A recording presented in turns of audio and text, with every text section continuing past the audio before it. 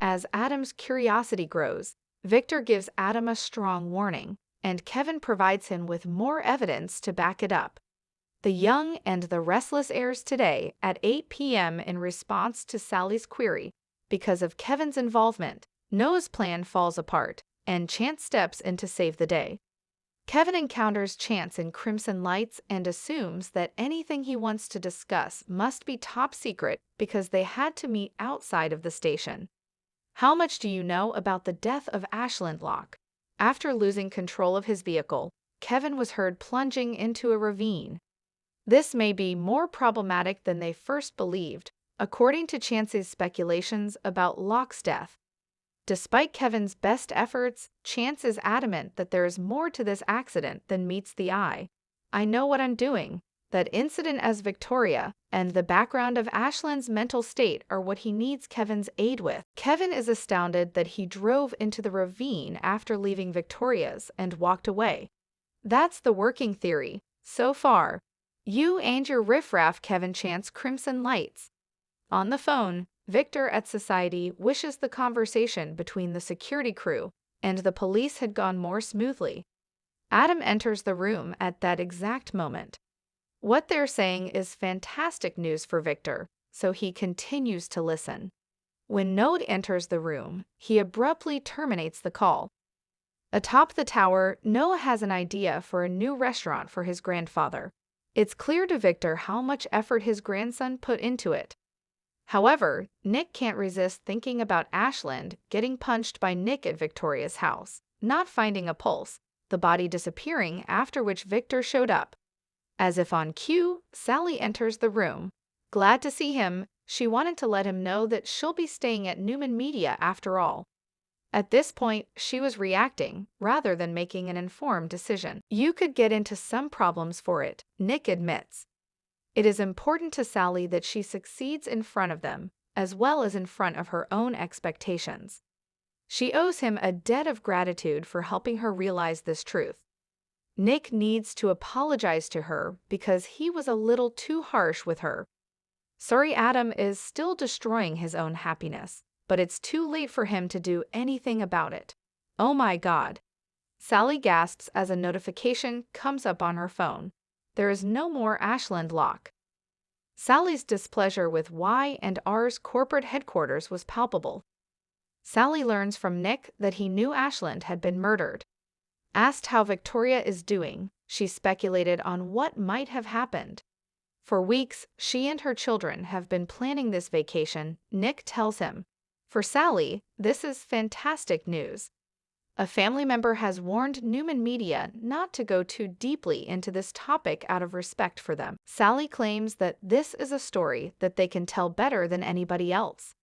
How about the death of Victoria's ex-husband, the disgraced former CEOs of the parent company? As Nick explains to her, things are a lot more complicated than that. In the Y&R third-degree office, Nick Sally. After losing Ray, Kevin believes that Chance would be affected more than the others by Ashland's accident. Chance sees it as a warning that things aren't always as they look, and that they shouldn't settle for the easy option. After learning that Ray had suffered a heart attack, everything made sense to him. To understand Ashland's death, he needs to know the full narrative of what transpired on the day he died. In addition, and you're going to assist me out. Kevin must see the medical examiner, according to him. In the course of interviewing her, Kevin discovers that she enjoys the same fantasy role-playing game he does. Chance tells Kevin to get to know her and get to know each other before he tells her about the autopsy. Chance is counting on him to get back to her. Kevin says he'll see what he can do and get back to you as soon as possible. While Noah pitches a nightclub in Newman Towers to Victor at Society, Adam is lurking. Victor is blown away, but the restaurant portion of top of the tower is still in need of work. He thinks Noah's notion is fantastic and a surefire way to make money. He believes that Noah will return to the company in the same way that his father did, and he encourages him to do the same. He's all yours, says Noah as he heads out of the house.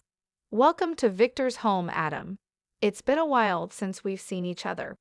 To celebrate the death of Ashland Locke, Adam is surprised that he doesn't have a bottle of the best tequila in his possession. Newman Enterprises' Sally is eager for Nick to tell her what he knows about Locke's death before she makes a mistake in her thinking. Prior to his death, Nick had a disagreement with Ashlyn Locke. He's about to tell her something that's confidential and not to be reported. She should hear it from him because he's talked to the police and there's a danger it may get out. During the conversation, Sally discovers that Nick was dealing with the conflict when she bumped into him at the coffee shop. She appreciates the help he gave her and wants to repay the favor. In response to Chancey's text, Nick ignores it. Sally inquires as to if it was a reference to Ashland before she leaves. Nick tells her that he's delighted she's staying since he has a ton of work. It is Sally's responsibility to ensure that Newman Media is only reporting the facts. Nick is relieved to hear he has her full support. Sally's expression is pensive as she stands by the door. A&R Sally Y. At the rooftop bar, Noah runs into Allie and hears that Victor declined his offer. He realized he was going to be a tough sale. All the way there, he was happy to see her and tell her about what had happened. Allie thinks they should go back to Plan B and focus on the location his sister recommended. Noah nods and says, "The Great Phoenix." However, Allie feels she must be brilliant at business because Phillies is her coworker. The only thing you need to do is rent the space from her. When Noah eventually receives a yes from her, the two of them toast to the occasion. While they're staring into one another's eyes, Noah is interrupted by a text message. It has something to do with Ashlyn Locke, he says to Allie, his tone changing. It's over. Y&R's Allie Noah is all eyes. A discussion ensues between Allie and Noah regarding what to do about her past comments concerning Noah. When Noah gets angry about how many people he's killed, the conversation shifts to what Victoria's been through in the last few months. My grandfather never mentioned the death of Locke to me when I saw him, and I wonder why. I'm not sure what's going on here. Allie Noah calls Y&R Adam is invited to join Victor at society. But he doesn't think Adam should be glib about the death of the bastard either. Although Adam understands why he doesn't want to be joyful about it in public, he thinks the Newmans have come out on top. There are a lot of questions circulating around it, at least according to Chance. Adam grins as he realizes he has Victor's full attention at this point. How could the two of you possibly come up with something to talk about? Victor sneers. While planning to go to Vegas, Adam ran into Chance at the park and realized that he had forgotten about the trip. After Adam expresses his disappointment that the Newmans had not informed him of Ashlyn's passing, Chance informs him that he should remain in town in case his family requires his assistance. The fact that he is merely a Newman in name escapes him. Victor gently informs him that he made that decision on his own accord. His treatment of him gave Adam no choice but to accept it, Adam claims. When Victor gets fed up with the bullshit, he goes back to what he and Chance discussed. There was something about Adam's definition of interesting, Adam thinks. According to the official story, Locke was killed in an automobile accident. I wonder why he felt the need to include that additional remark. Like there might have been another way to wrap up Locke's tale. Chance thanks Nick for coming to Crimson Lights and they relax on the patio for some peace and quiet. Rather than at Newman Towers, Nick thinks they should meet there. Aside from the fact that he spoke to the security personnel outside the house, Chance wants to provide him with an update on the case. Their accounts matched exactly what Victor had informed them. They only gave him the bare minimum of details he needed to get by. Having been doing this for so long, he has developed an eye for seeing warning signs. Nick dismisses Chance's concerns, but he soon comes to regret it. He reiterates that he has nothing to conceal and that he has always been upfront and honest. Inquiringly, "What do you expect of me?" Chance Nick extends his hand Y&R Chance didn't mean to irritate Nick by failing to provide him with an update. It is time for Nick to tell him to stop the nonsense. But even if Chance is his brother, he doesn't have to deal with Ashland.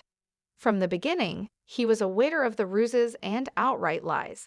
After he was gone, there was still a lot of confusion.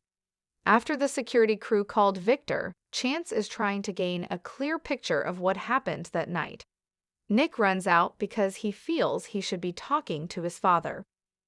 A patio belonging to Chance, Nick, Y, and R, Noah, and Allie had gone to the sofas in the rooftop bar, where Allie speculates about why Victor didn't tell Noah about Ashland's death. He takes them out with a shotgun. She acknowledges that it is illogical. It's no secret that Noah is fed up with his grandfather's never-ending schemes. He can't be that bad, Allie wonders. Is there any way he can? Noah has no doubt that Victor is hiding something from him if he's being so secrecy. She should be aware of this so she's not blindsided when she meets his family. The past between the Abbotts and Newmans is something that Allie is aware of, but she hasn't been taught the details of what transpired. Tell me about one of your grandfather's most heinous crimes. Noah recalls the hostile takeover of Jabot by Victor, which resulted in the sale of the whole business of her family. In the end, Jack was able to get it back to Abbott, but it took years. Noah fears that his grandpa would become enraged with the Abbotts again, and he fears that she will be caught in the crossfire. Allie is grateful for the heads up, but she's not easily alarmed. They discuss how people may be perplexing in general. Allie still has a hard time dealing with her father's reluctance to tell her about his past. Nevertheless, I still adore him. Noah understands, but advises her to go while she can. The relationship between Allie and her boyfriend is just beginning to blossom. A kiss is exchanged between them. Allie, Noah, young and restless.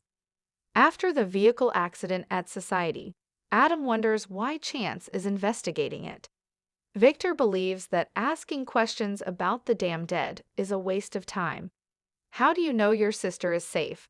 He assumes Adam's only goal is to inflict pain on him. Just last night, Adam reminded him and his sister of the warning he'd given them about pushing Locke to the limit just a few days earlier. As far as I was concerned, Locke would use Victor's daughter as a pawn in order to hurt them both. It's over for you now. As you requested, Locke was removed.